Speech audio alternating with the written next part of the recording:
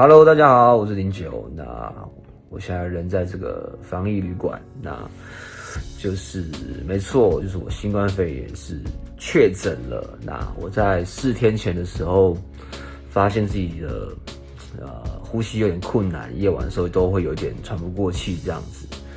对，然后去看了几次门诊之后，在31号就是去做了这个快筛，还有这个核酸检测。那快筛是阴性的，那核酸是阳性。那这一次的，我觉得这次的疫情跟病状其实是很多变的，那我觉得很危险。像我就是其实，我从27号开始有点呼吸困难嘛，但是我没有任何的发烧啊，然后还有什么就是咳嗽什么等等之类的新冠的症状我都没有。那连去门诊也没有办法，就是照 X 光片也还是肺部正常，什么都正常。就是真的，你知不知道你有没有这个病毒？真的只能用检验的方式，对所有的什么症状什么，其实真的不一定准。那我现在本人的状况呢，就是有点像感冒的感觉，然后有时候会晕下，然后心跳会有时候会加快，对，然后晚上的时候会有呼吸困难，但我现在的状况，好转蛮多的。那时候我还吃了过敏药，然后我就觉得我的呼吸困难有好转，所以我只想要强调说，这次的所有症状是很多变的，那就是希望大家要多洗手，然后戴口罩，然后好好照顾自己，好不好？平安健康。Hello， 大家好。今天燕如要跟大家分享一件事情。大家应该可以听得出来，我的声音非常非常的沙哑。因为燕如在前几天呢，被通知确诊新冠肺炎。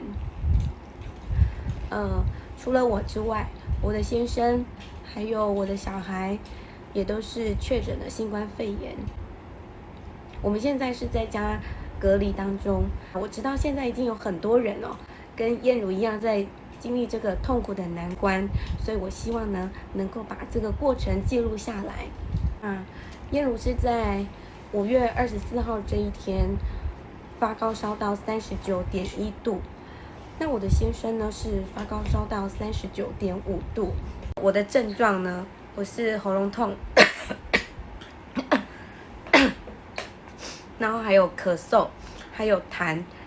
那我觉得最痛苦的就是我喉咙痛，让我非常非常的不舒服。我还发现在我的手臂上好像有出现一些红疹，但是没有很多，目前只有这里有红疹，目前是只有这样的状况。那我们还有一个6岁的儿子，水过来。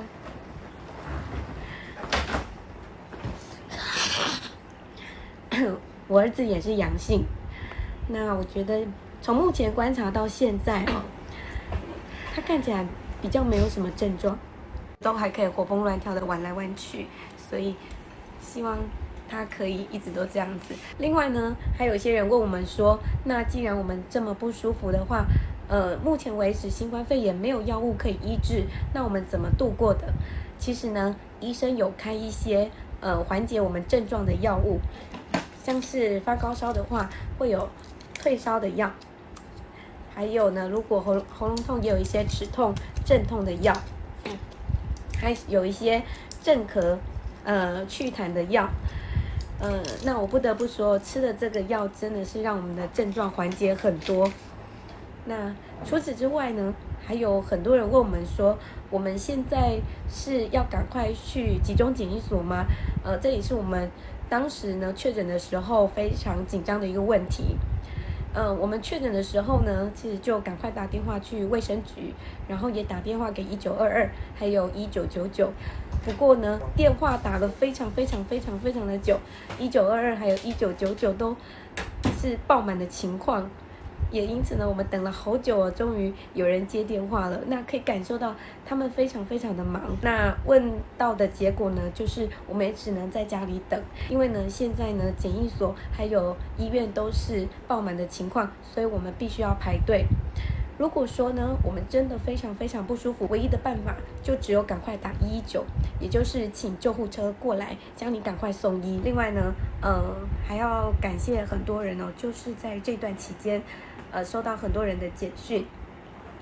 还有很多人说会送物资过来，包括送水啊，还有送餐啊，我觉得真的是特别的感动。在这个时间点呢，能有这么多贴心的简讯，我觉得这是一件很好的事情。